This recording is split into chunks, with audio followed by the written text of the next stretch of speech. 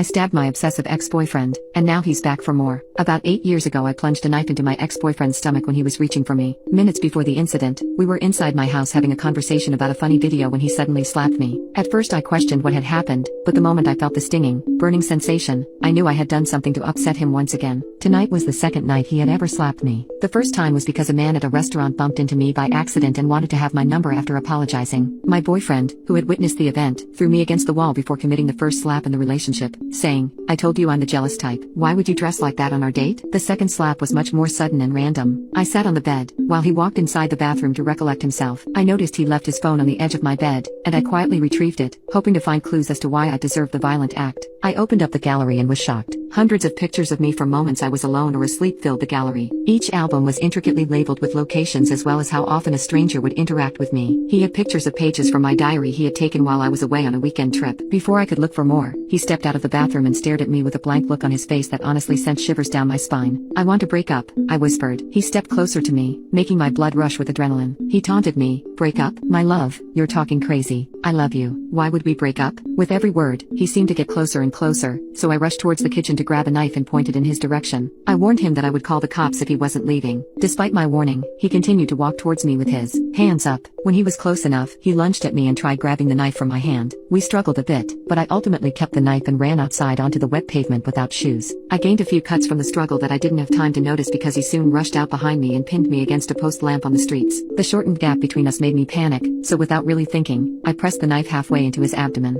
We both quietly looked down at the knife that was plunged and steady. After a few moments, I screamed out at the horrific sight. The rain and thunder this time couldn't cover up the blood-curdling scream. Neighbors who were out walking that night witnessed me running into the streets with a knife and stabbing my ex-boyfriend. Everything after happened quickly. He was hospitalized, and I was in jail. The trial called up the witnesses who recalled the scene, calling me crazed. I tried bringing up the stalking and domestic violence situation, but his phone had somehow shattered and became unrecoverable because of the rain. I also had no evidence of domestic violence. I hesitated talking about it because I wasn't sure slapping me twice in the past counted as domestic violence. I accepted the plea deal, with only 10 years. My manipulative ex-boyfriend asked the court for the minimum, speaking about forgiveness and his love for me. Ironically, I spent time in jail peacefully for the most part. I had nightmares of the incident and days where I would recall the horrific incident. He tried visiting as well, but I refused every single visit. Eventually, his face and name began getting buried in the back of my mind. My sentence was reduced to 8 years due to outstanding behavior, and instead of returning home, I chose to move to a small, religious town, where people were friendly and preferred not asking too many questions. I was able to make a few friends, but no one I could open up to about my past. I told my family about my location, but they would rather not be associated with me anyway, so moving far away worked out well for them. I got a job at the convenience store after helping the old owner with shelving. He was a very kind old man with no other family members around, so it really felt great helping him run his store. I also loved that it was on the main road across the sea. Life was peaceful, until it wasn't. About a week ago, I saw a man in a hoodie staring into the convenience store from the other side of the street. He wore a baseball cap which covered his eyes, but I recognized the way he stood there with a hand in his pocket, slightly leaning to the left. My ex-boyfriend found me. Although he never stepped into the convenience store, his proximity made me nervous. By the time my shift ended, he seemed to have disappeared from my line of sight. I exited through the back door and headed home. In the morning, I found a handwritten note with flowers in front of my apartment door. "My love, you're looking more beautiful." I grabbed the flowers and note and threw it away immediately. I walked out of my apartment confidently, greeting my neighbors along the way to work to show my stalker that I wasn't scared this time. But while working, the owner noticed I was distracted and a bit jumpy. He offered me tea during our break, and we stood outside the store for a while, taking in the breeze and watching the sea splash against the rocks across.